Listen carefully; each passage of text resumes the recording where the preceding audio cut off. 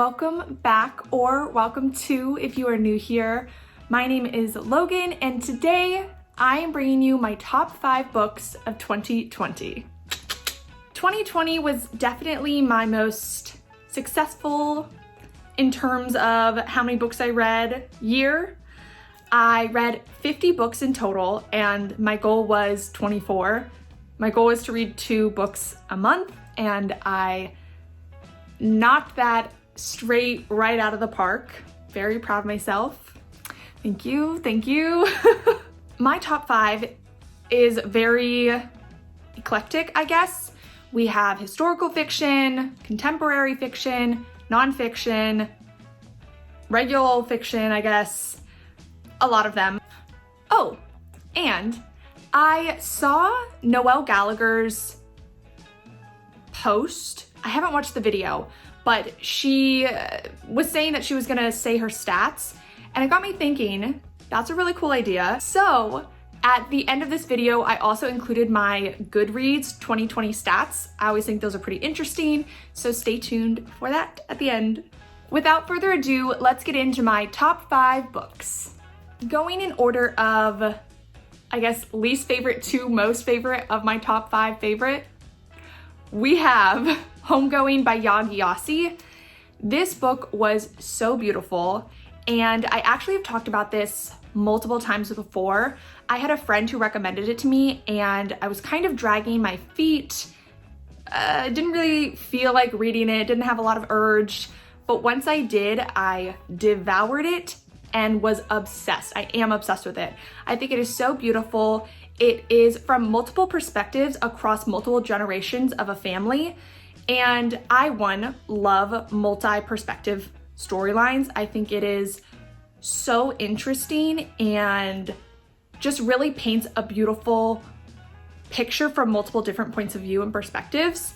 And I also really enjoyed that it showed one family's longevity. For some context, we have 2 half-sisters that are at the start of the book. They don't know that they're sisters, they don't know that the other one exists, but they have a lineage each of their own, and each chapter goes back and forth between one of each of the lineage. I truly love this book. I thought it was so beautiful. I highly recommend it to you. Coming in 4th place, we have Pachinko by Jin Lee.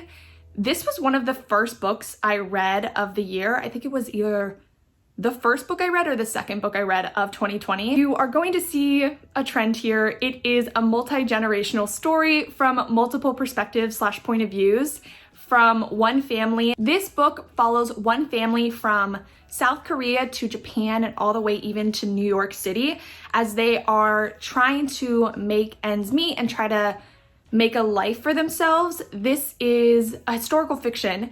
It takes place during and after and a little bit before World War II and Japan's occupation. And during Japan's occupation of South Korea. It was a type of book that it could have gone on forever.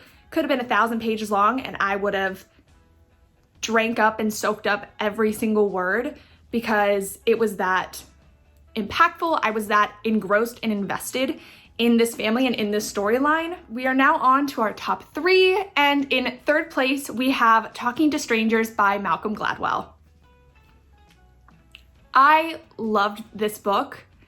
I listened to it as an audiobook, and after completing it, I already knew that this was going to be my favorite nonfiction, self-development type of book. It's amazing.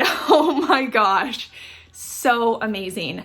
For a brief synopsis of what this book or audiobook was about, because I could talk your ear off about it, Malcolm Gladwell looks at how we as people make assumptions and form ideas of strangers, people we don't know. Some of the examples that he used were the Amanda Knox trial. He discussed how the British government during World War II, for some reason, thought that Hitler was trustworthy and honest. He talked about the child sex scandal and Penn State. He talked about Sylvia Plath. Just a few examples. He talked about Friends, the TV show.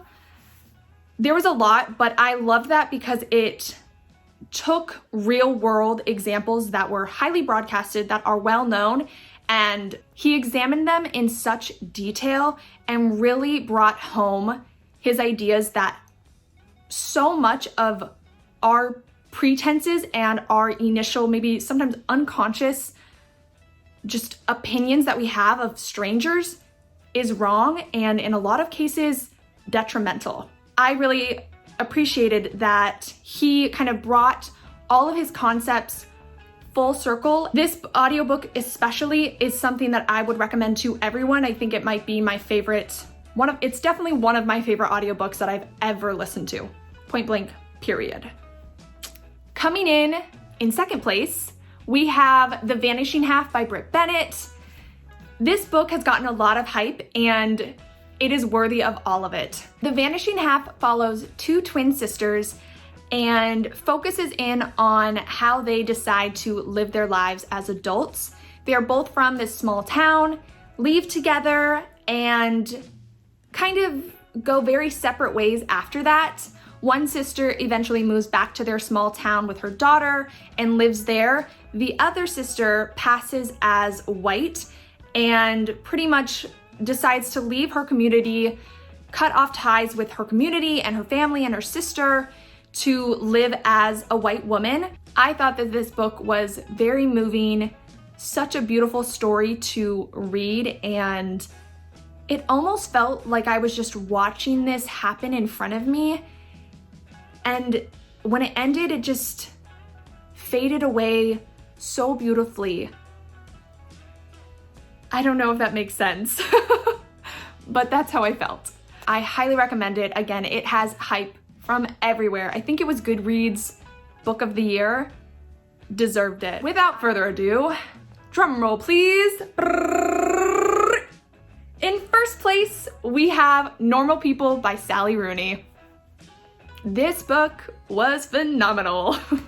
I thought it was so raw and so vulnerable and moving. It really just hit the ball like out of the atmosphere.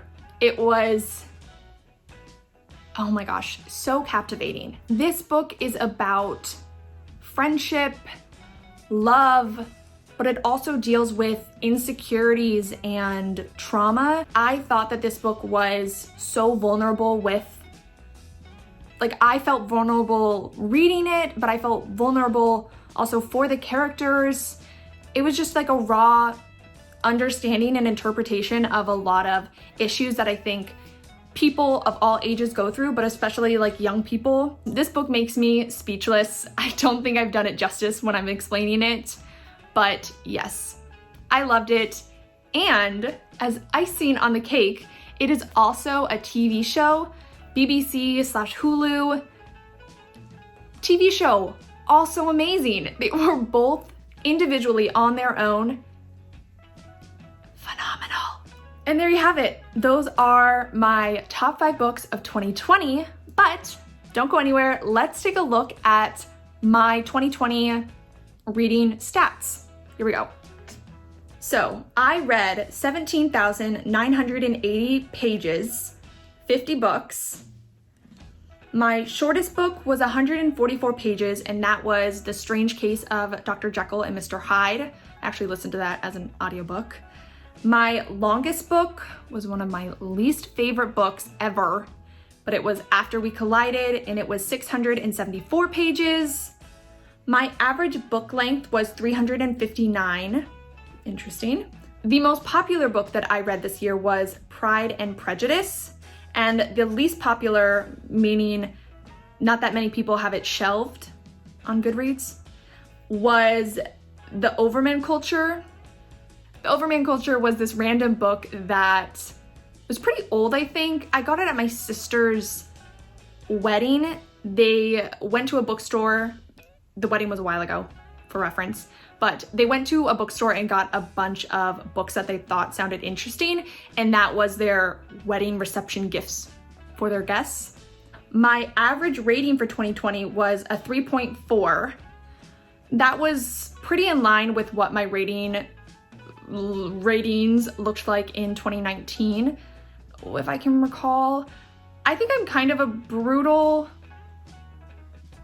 rating person. It takes a lot for a book to get 5 stars from me, and I'm always iffy about giving 4 stars as well. The book that I read that has the highest rating on Goodreads of all the books that I read was The Nightingale by Kristen Hanna. Deserving, I feel. That's kind of crazy. 50 books, 2020. It was a great reading year, but given the circumstances, we were in a pandemic. I had a lot of time on my hands. I hope you enjoyed my top 5 books of 2020. Don't forget, if you want to get any of them from bookshop.org, I have them linked below. If you enjoyed this video, please be sure to give it a big thumbs up, like, comment, share it. And if you read any of these books, if you loved them, if you hated them, let me know. Let's discuss. I will see you guys on my next video. Bye.